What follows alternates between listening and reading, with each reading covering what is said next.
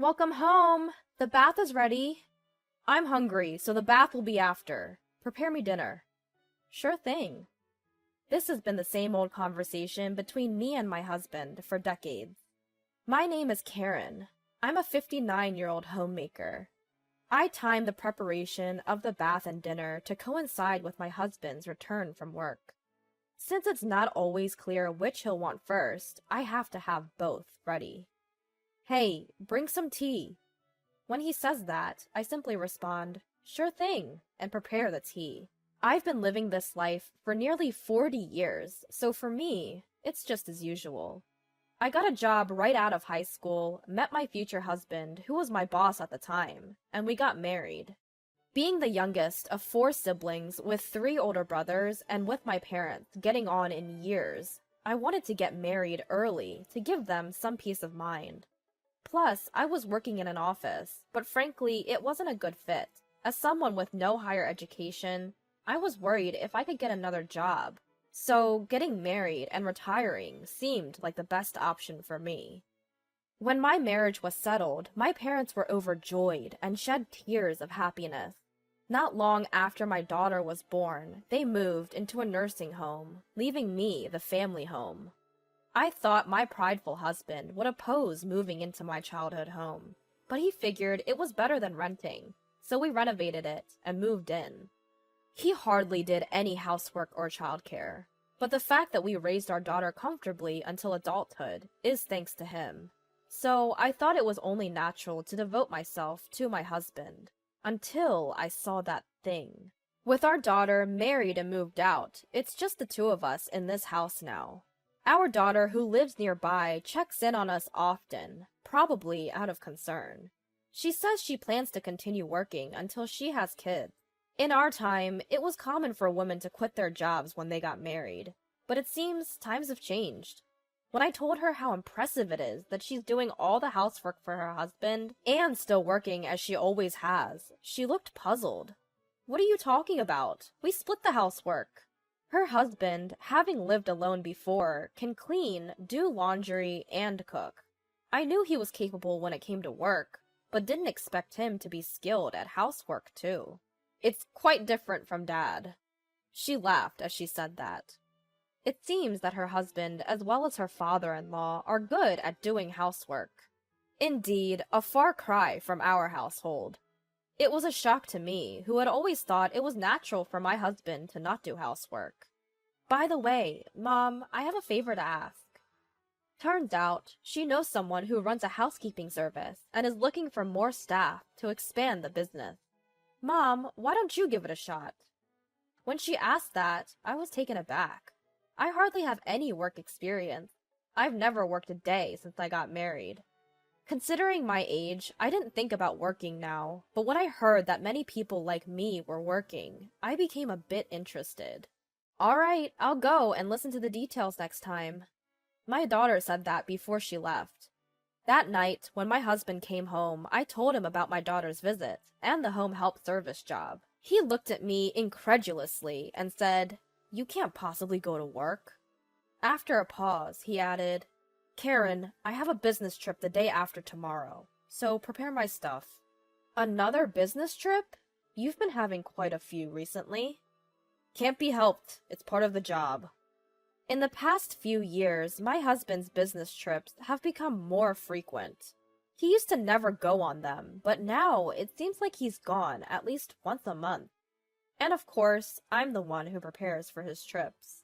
I was also preparing for this trip, but due to the bad weather lately, the laundry didn't dry properly. I had forgotten to add one of his spare dress shirts. This had never happened before, and I thought it might be because I was getting old. But I couldn't embarrass my husband, and I thought I might still have time. So, I called my husband, who had already left home. I called his cell phone several times and even sent an email, but there was no response. Then, I realized that he had left his cell phone at home in the bedroom. My husband, who is not very interested in cell phones, occasionally forgets it when he goes to work. He doesn't seem to have much trouble because he doesn't go out much at work, but I suppose it's a different story when he's on a business trip. In a panic, I called his office. The person who answered was one of his subordinates. When I told him that my husband had forgotten something for his business trip and I needed to contact him, he said, "Business trip? Please wait a moment." Which made me wonder. Even though he's a direct subordinate, he doesn't know about his boss's business trip? As I was thinking this, I was told, "I'm sorry, he seems to have gone straight to his business trip destination without stopping by the office." I asked about my husband's business trip destination and his companion, but they said they couldn't disclose that information. I was told something about the company's confidentiality obligation, and I agreed to have them tell my husband about the forgotten item instead. After a while, I heard a car stopping outside, and the doorbell rang. It seemed that my husband had come back home because he had received a call from the office. I apologized to my husband and handed him his dress shirt and cell phone. When I saw my husband off outside, I saw a woman sitting in the driver's seat. I nodded slightly to her, but she ignored me. I watched my husband get into the car with a somewhat unpleasant feeling. My husband returned home 2 days later in the evening. As soon as he came back, he said, "Bath." But I hadn't started heating it yet. There was no notice of his return, so I had no idea when he would be back. Besides, it was earlier than his usual return time. Then my husband became grumpy and said, "Then let's eat first." So I quickly made dinner and served it. As I set the meal before my husband, I asked him, "How was your trip?" However, he barely responded. "You wouldn't understand even if I told you. You've never worked." Words that belittled me seemed to come naturally from his lips. I let out a sigh. Claiming fatigue, my husband finished his meal and went straight to the bath and then the bedroom.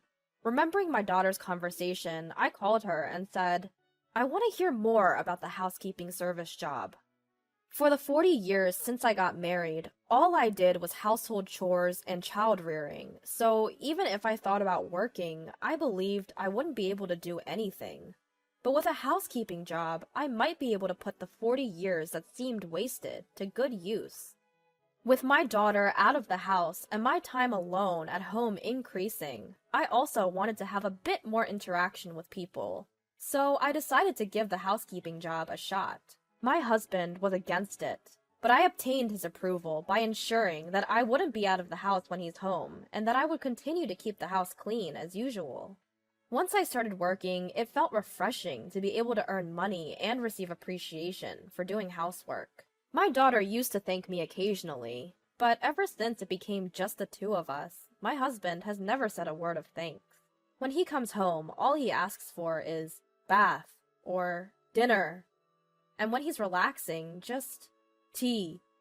For the first time, I started to resent him. In the past, we used to have more conversations, but at some point, I realized deep down that I was being treated like a housemaid. Once I got used to the job, I was assigned a new client. A woman living alone, she seemed to be slightly younger than me. When I visited the woman's apartment, I felt I had seen her somewhere, but I couldn't remember. The woman left the house after giving me instructions, saying she had work to do. Her room was in chaos due to her busy schedule, so I started by tidying up. As I was cleaning, a photo caught my eye. I couldn't believe what I was seeing. The woman who had hired me was in the photo with my husband. That's when I realized that this woman was the driver when my husband had stopped by the house because he forgot something on his business trip. I couldn't take this photo home, so for now I decided to keep it to myself. With mixed feelings, I finished my job for the day. That night, as soon as my husband came home, he said, "I have a trip tomorrow, so hurry up and prepare for it."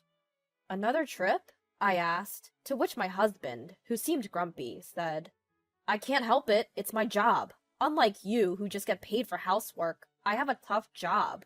Is he so determined to look down on me? My resentment towards my husband grew. On the day my husband left for his trip, I steeled myself and entered his room. I had never imagined the day would come when I would suspect my husband of infidelity. And I guess my husband thought the same, because I found evidence of his infidelity quite easily. He had the same photo that I had seen in that woman's house. Inside his drawer, there were numerous photos, and I discovered letters from his mistress. Letters that read things like, "My wife is just a housekeeper. I'm so happy when you tell me you love me." Her name was on them. It confirmed his infidelity. I hastily consulted my daughter. Luckily, it was her day off, and she said she would come immediately. When I told her everything, my daughter was even angrier than me. "What do you want to do, Mom?" she asked. For the first time, I realized I had a choice. So I told my daughter that I wanted to get a divorce.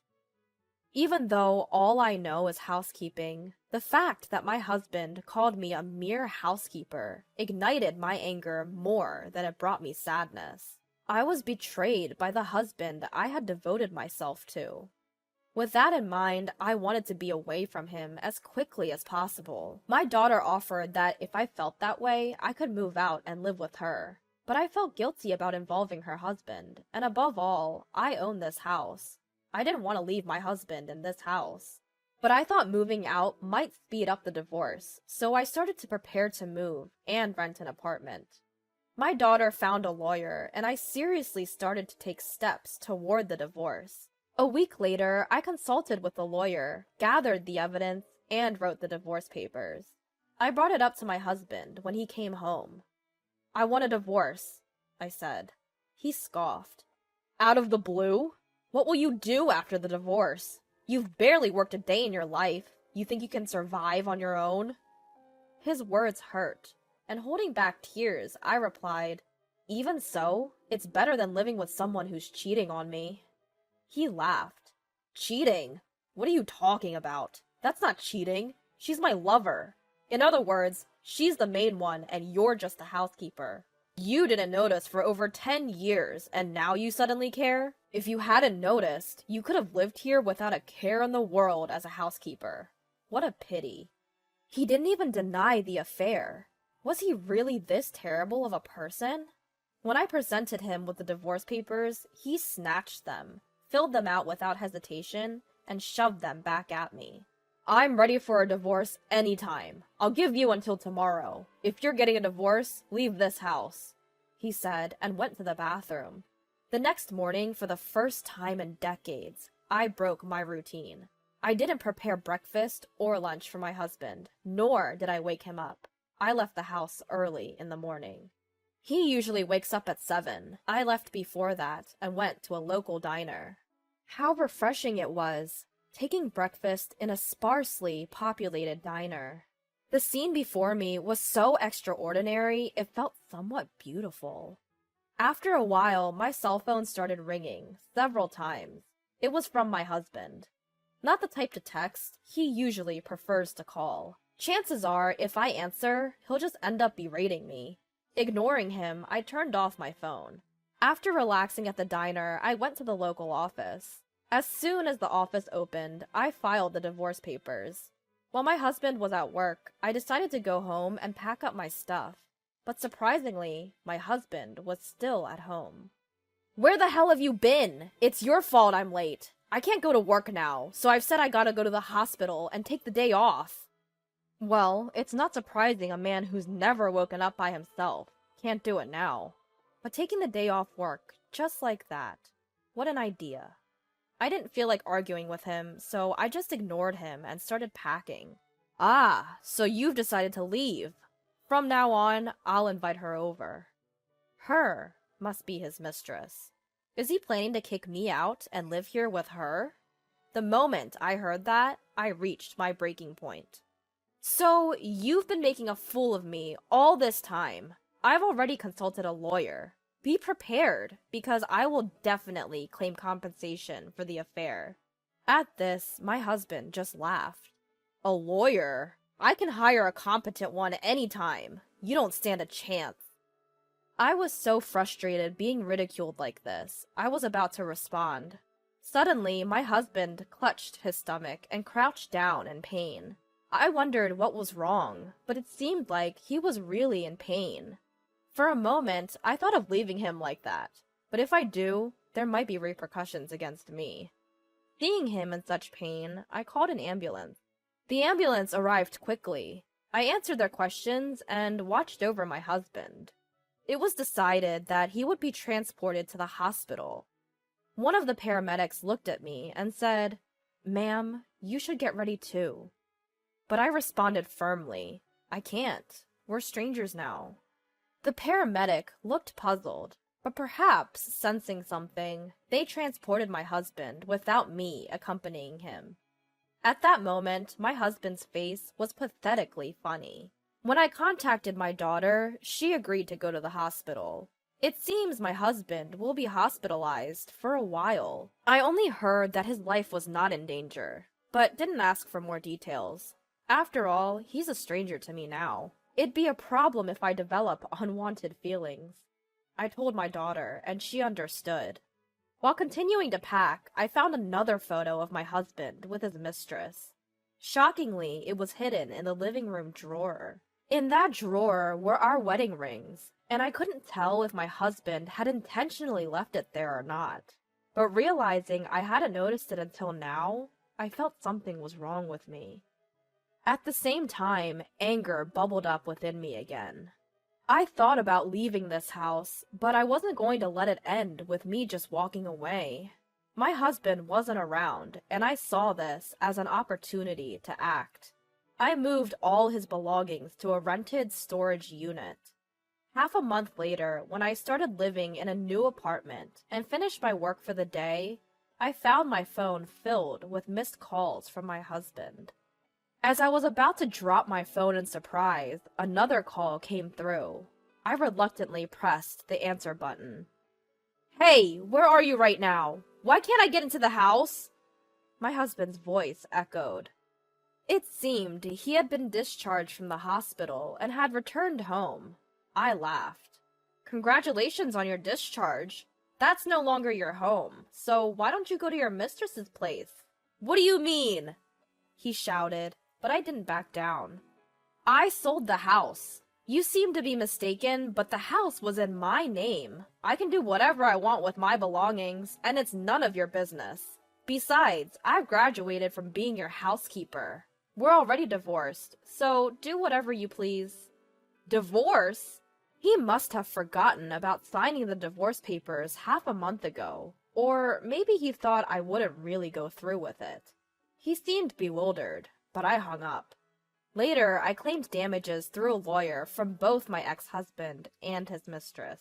My ex-husband had boasted he could easily hire a competent lawyer, but given the evidence and duration of the affair, no lawyer was willing to take a losing case. Thus, I was able to secure a significant sum of money.